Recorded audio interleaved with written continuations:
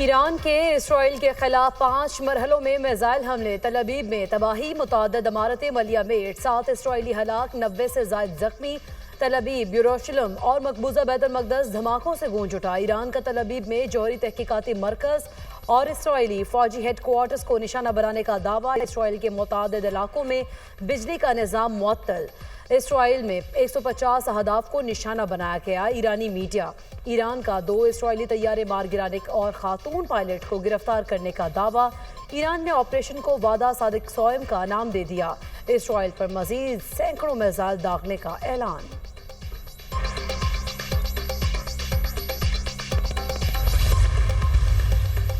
اسرائیل کے حملے میں ایران نے مزید 2 فوجی کمانڈرز کی شہادت کی تصدیق کر دی۔ ملٹری آپریشنز کے ڈیپٹی چیف جنرل مہدی ربانی اور head of intelligence general Ghulam رضا مہرابی شہید ہو گئے۔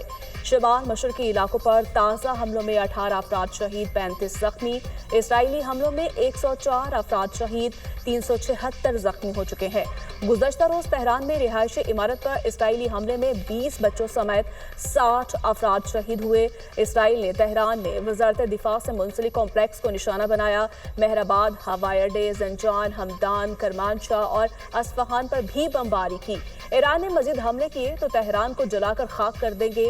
اسرائیلی شہریوں کو نقصان پہنچانے کی بھاری قیمت ادا کرنا ہوگی، اسرائیلی وزیر دفاع۔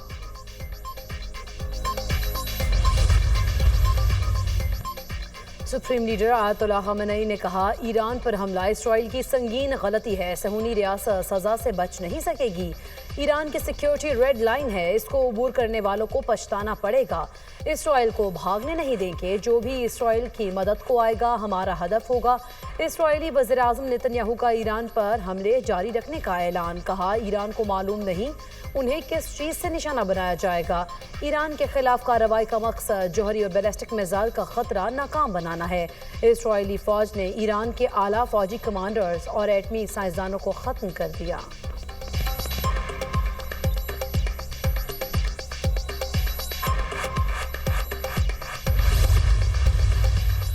مسلم ممالک اسرائیل سے تعلقات منقطع کریں، وزیر دفاع کا مطالبہ۔ قومی اسمبلی میں اظہار خیال کرتے ہوئے وزیر دفاع نے کہا، فلسطینیوں کے خون سے رنگے ہاتھوں سے ہاتھ نہیں ملانا چاہتے۔ فلسطین میں بچے شہید ہو رہے ہیں، اسلامی دنیا خاموش ہے۔ اسرائیل نے یمن، ایران اور فلسطین کو ٹارگٹ بنایا ہوا ہے۔ مشکل کی گھڑی میں ایرانی بھائیوں کے ساتھ ہیں، پاکستان ہر طرح سے ایران کے ساتھ کھڑا ہے۔ OIC کا اجلاس بلایا جائے، مسلم دنیا متحد نہ ہوئی تو سب کی باری آئے گی۔ ہم نے مودی کا غرور خاک میں ملا دیا۔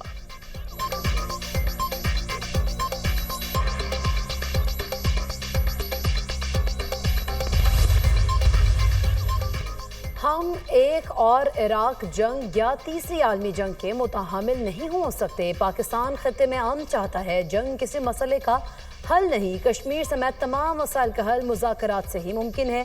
بھارت پانی کو بطور ہتھیار استعمال کر رہا ہے۔ بھارت کی پانی بند کرنے کی دھمکی پاکستان کو اشتعال دلانا ہے۔ پارلیمانی وفد کے سربراہ بلاول بھٹو کی وفد کے ہمراہ پریس کانفرنس۔ کہا، پاکستان نے پہلگام واقعے پر شفاف تحقیقات کی پیشکش کو قبول کرنے سے انکار کر دیا۔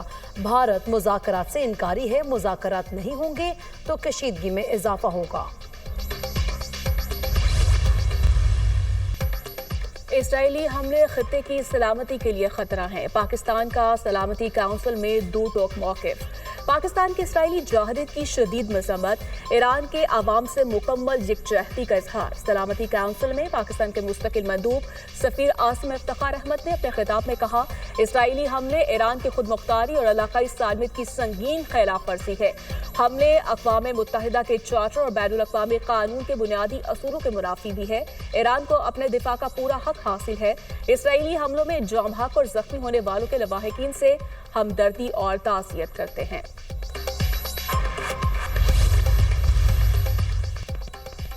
اسرائیل نے ایران کے خود مختاری کے خلاف ورزی کی ہے، رہائشی علاقوں کو نشانہ بنایا۔ اسرائیلی ریاستی دہشت گردی میں سینئر رہنما سمیت 78 شہری شہید ہوئے۔ ایران پر حملہ اقوام متحدہ کے چارٹر کی خلاف ورزی ہے۔ سلامتی کونسل کے اجلاس میں ایرانی مندوب عامر سعید کا خطاب، امریکہ اسرائیل کے ایران پر حملوں سے قبل آگاہ کیا تھا۔ ईरान पर हमलों में अमरीकी फोर्सेस मुलव्वस नहीं, अमरीका ईरान को जौहरी हथियार रखने की इजाज़त नहीं देगा। ईरान ने अमरीकी शहरियों और अड्डों को निशाना बनाया तो नताइज भुगतेगा। अमरीकी मंदूब की सलामती काउंसिल के इजलास में ब्रीफिंग।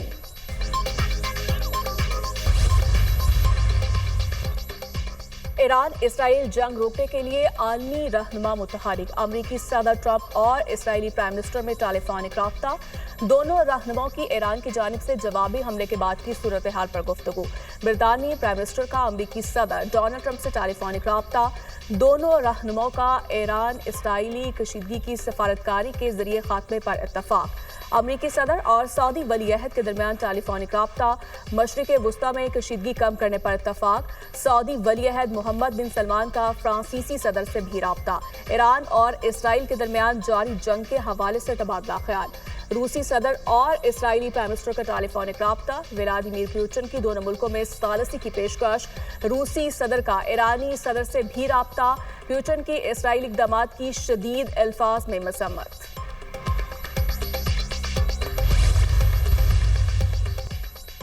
अमरीका और ईरान के दरमियान जौहरी मुज़ाकरात मुअत्तल होने का इम्कान। अमरीका के साथ जौहरी मुज़ाकरात अब बेमानी हैं। तर्जुमान ईरानी वज़ारत ख़ारिजा इस्माइल बक़ाई का रद्द-ए-अमल। कहा, अमरीका की इजाज़त के बगैर इसराइल का ईरान पर हमला मुमकिन नहीं था। अमरीका बातचीत भी कर रहा है और हमले की इजाज़त भी दे रहा है। ये मुनाफिकाना रवैया है। अक़वाम मुत्तहिदा में मसले फ़लस्तीन पर होने वाली कॉन्फ्रेंस मनसूख। फ्रांस और सऊदी अरब की जानिब से फ़लस्तीन के दो रियासती हल के लिए अक़वाम मुत्तहिदा में कॉन्फ्रेंस मुनाकिद होना थी।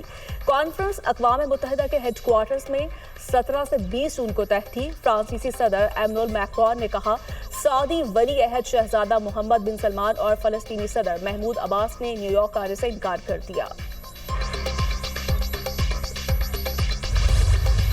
ज़्यादातर रिसोर्सेज वफाक जो टैक्सेस कलेक्ट करता है, वफाक टैक्सेस सूबे से जो कलेक्ट करता है, तो वो कलेक्शन एजेंट जो है, उन्होंने हमें वादा किया कि हम आपको 1900.8 बिलियन हम आपको देंगे। और जैसे मैं आपको बता रहा हूँ कि 104 अरब तो उन्होंने वैसे ही काट दिए हैं कि नहीं, 104 तो सिर्फ डिविडेंड पूल के हैं। तो मैं वफाक से सिर्फ ये कहना चाहता हूँ कि जो वादे आप करते हैं और फिर सूबों को कहते हैं कि आप एक पर्टिकुलर फाइनेंस, एक नेशनल फिस्कल पैक्ट साइन करते हैं, उनका भी ख्याल रखें। आवाम को रिलीफ फराहम करने के लिए हर मुमकिन इक़दाम किए। 422 अरब रुपए पहले हमें ही कम मिले हैं। विफाक जो वादा करे और उस पर अमल ना करे। माली साल के इख्तिताम पर रिकॉर्ड 1460 स्कीमें मुकम्मल करेंगे। वज़ीर आला सिंध मुराद अली शाह की प्रेस कॉन्फ्रेंस।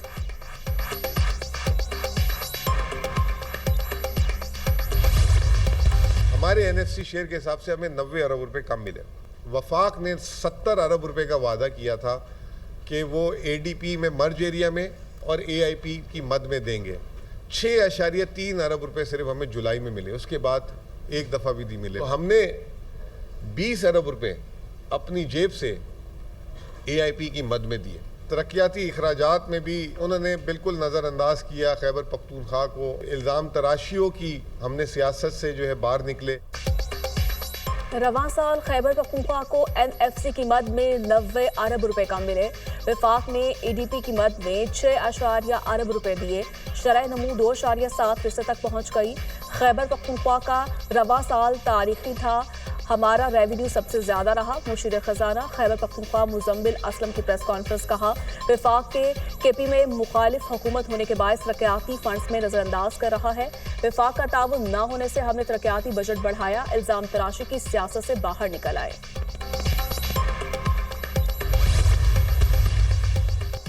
एनएफसी अवार्ड के मुताबिक हर सूबे का एक शेयर मुकर्रर है। विफाक हमारा शेयर नहीं दे रहा।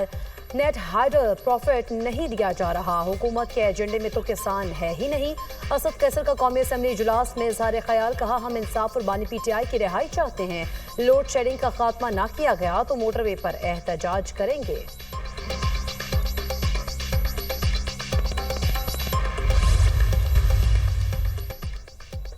बजट में टैक्सों की भरमार है। मईशत टैक्सों के बोझ तले दब रही है। सारी जमातें जब ओपोजिशन में होती हैं तो पेट्रोलियम लेवी को भत्ता और गुंडा टैक्स कहती है। एक तरफ आप रिफॉर्म्स की बात कर रहे हैं, दूसरी जानब आप लोगों को हरासा कर रहे हैं।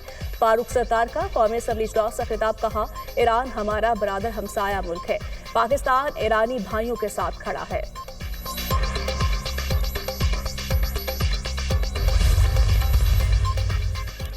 ईरान के इसराइल पर ताबड़तोड़ हमले, इसराइली फौजी भी खौफ से थर थर कांपने लगे। सोशल मीडिया पर वायरल वीडियो में देखा जा सकता है कि कैसे इसराइली फौज के अरबी जुबान के मीडिया विंग के तर्जुमान ईरानी हमलों से खौफजदा हैं और तर्जुमान इसराइली फौज के हाथ खौफ से कांप रहे हैं, जिसे वो पैंट्स की जेब में डालकर छुपाने की कोशिश करते भी देखे जा सकते हैं।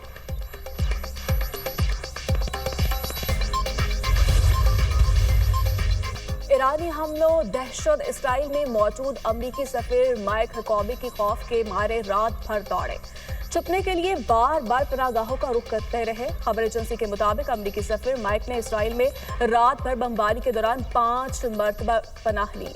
अमरीकी सफीर ने खौफ का इजहार करते हुए कहा कि गुज़श्ता रात इसराइल में एक कठिन रात रही।